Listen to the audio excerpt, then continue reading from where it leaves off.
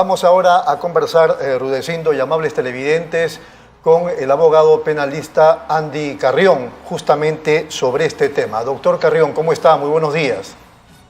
Muy buenos días, Rodolfo, y gracias por la invitación. No, qué ocurrencia.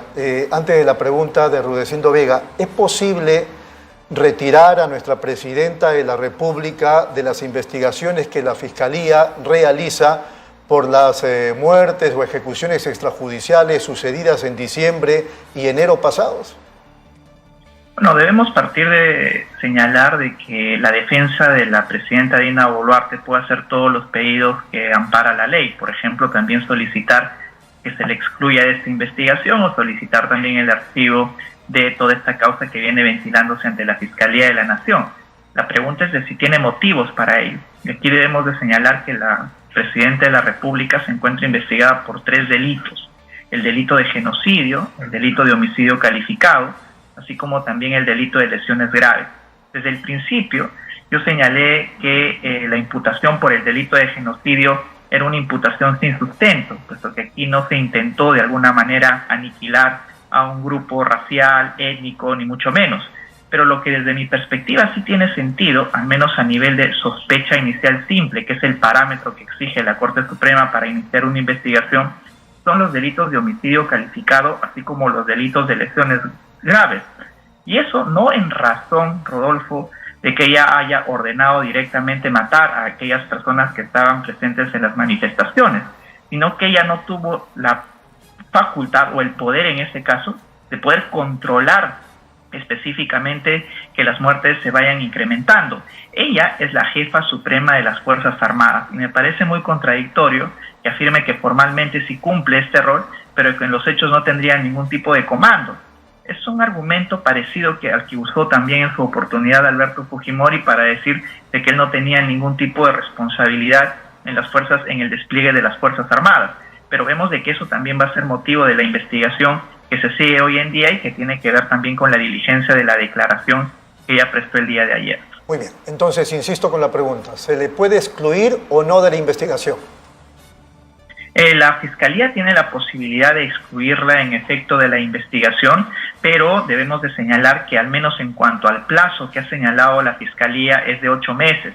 Entiendo de que todavía nos encontramos por el 5º mes y esto tendría que culminar al menos en cuanto a las diligencias pendientes que tiene por llevar adelante la Fiscalía para que finalmente tome una decisión.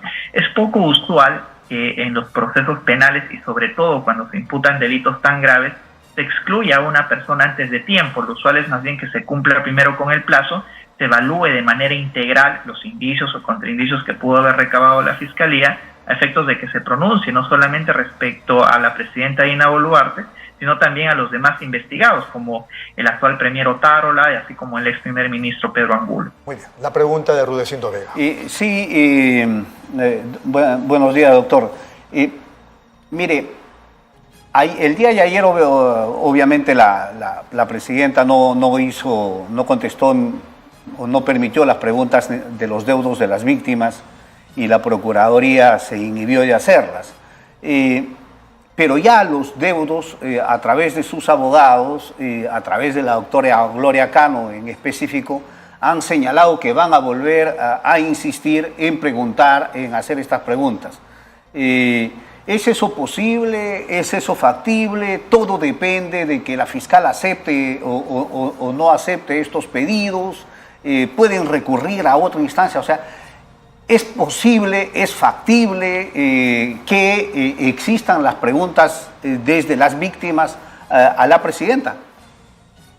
Yo creo que esto se reconduce a este debate que inició la defensa de la presidenta, de cuestionar la presencia no solamente de la Procuraduría, sino también de la defensa de las víctimas, y que éstas no estarían legitimadas a formular preguntas, ni tampoco interponer algún tipo de prueba o despliegue probatorio dentro de la investigación.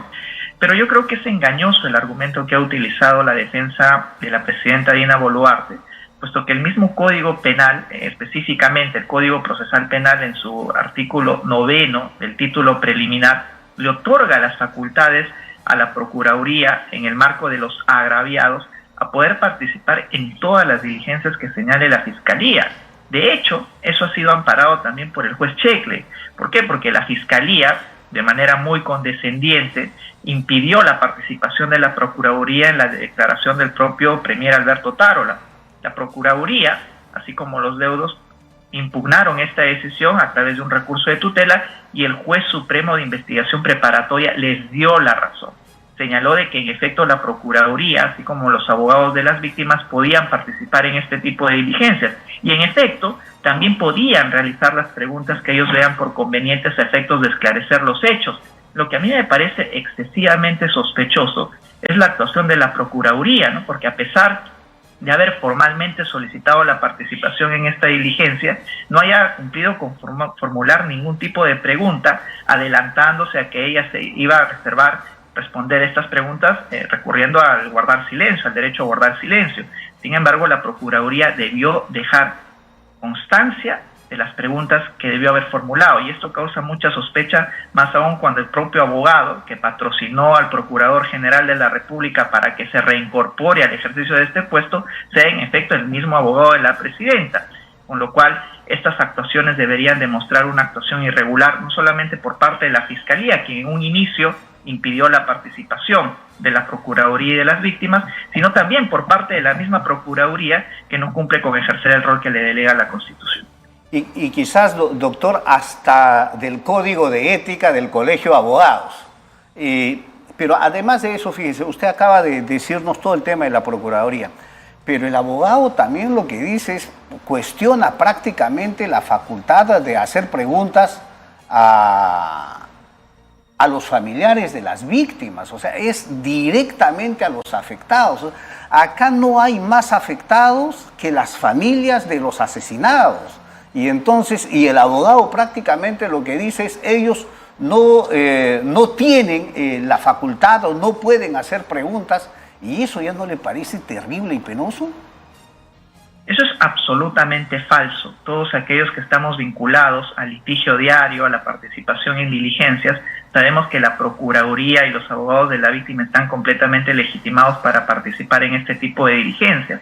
Así es que ese supuesto debate al que siempre ha referido el abogado de la presidenta, en el sentido de que nada está dicho respecto a la participación y la formulación de preguntas, es absolutamente falso. Es tan falso que el propio juez supremo de investigación preparatoria le dio la razón a la Procuraduría. Así es que aquí no hay ningún tipo de debate, todo lo contrario.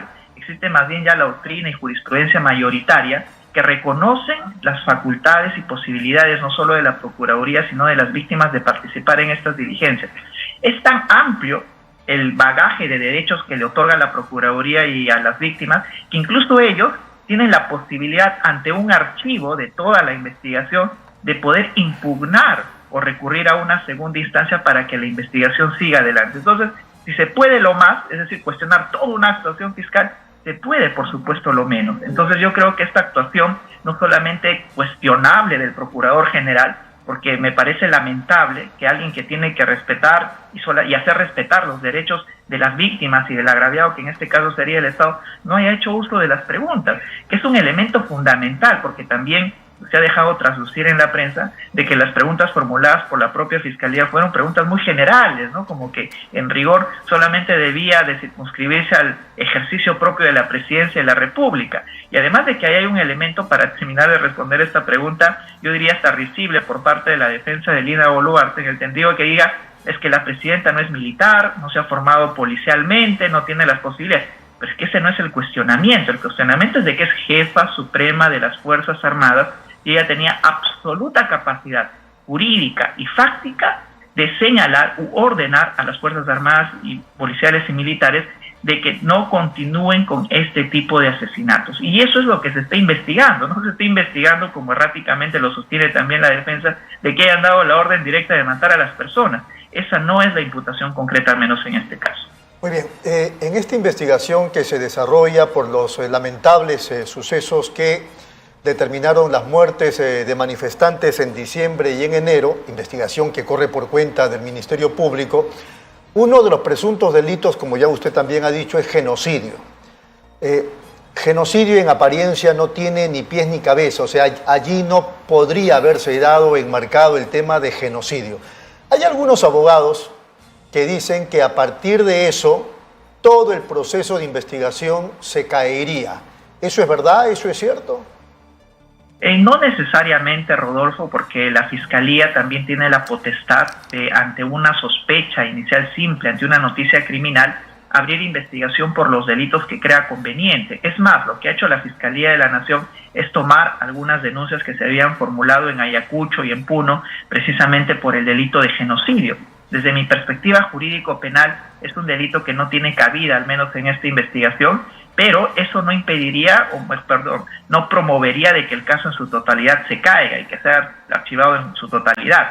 Lo que podría caber, al menos en las posibilidades que tiene la Fiscalía de la Nación, es de que se archive por el delito de genocidio, pero que perviva todavía la investigación por los delitos de homicidio calificado y delitos de lesiones graves. Así es que el hecho de que ella esté imputada por genocidio de ninguna manera empantana la investigación que ahora sigue en curso, porque de lo que se trata es precisamente de que la Fiscalía recabe indicios que afiancen o que descarten algún tipo de imputación. Y yo creo que aquí la conclusión va a ser de que tenga que archivar por el delito de genocidio, pero que sin embargo los otros dos delitos sí tengan que seguir adelante. Muy bien, última pregunta de mi parte. ¿Qué le parece esa promulgación de parte del gobierno de la ley que determina que el propio Congreso y otras entidades del Estado también lo podrán hacer, puedan nombrar a sus procuradores? Yo creo que esta es una norma a medida del Congreso de la República y también del Poder Judicial, porque por mucho tiempo se ha luchado en base a ampliar los derechos y autonomía de la actuación de la Procuraduría. Tal es así que en un principio estuvo absolutamente dependiente del Ministerio de Justicia, pero con las reformas normativas esta se ha constituido en un organismo eminentemente autónomo. Lo que se busca es que esta elección de la Procuraduría, al depender del Poder Judicial y también del Congreso de la República, sean funcionales para los intereses de quienes lo eligen y que de ninguna manera se garantice la autonomía con la que ellos deban actuar. No me imagino, por ejemplo, del procurador del Congreso de la República formule una denuncia en contra del presidente del Congreso o en contra de la terna o de aquellos quienes lo han elegido, más aún cuando dentro de este proyecto de ley se sostiene que también tienen la facultad de finiquitar o dar por concluida las funciones del procurador, con lo cual ellos siempre van a depender del empleador, y en este caso eso hace que se mine precisamente el principio que en estos casos se debe de resguardar, como es la autonomía de la actuación de la Procuraduría. Claro, porque el procurador del Congreso, en este caso, ahí por favor corríjame si estoy errado, el procurador del Congreso se supone que es el abogado del Parlamento respecto de los congresistas. Es el abogado que vela por los intereses de la institución congresal.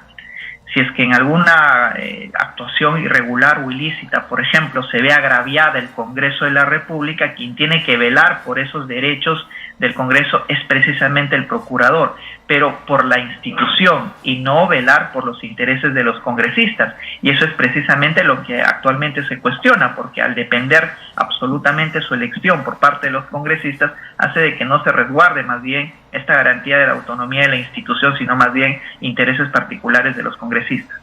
Listo, clarísimo, doctor Carrión, ha sido muy amable, muchas gracias, un abrazo.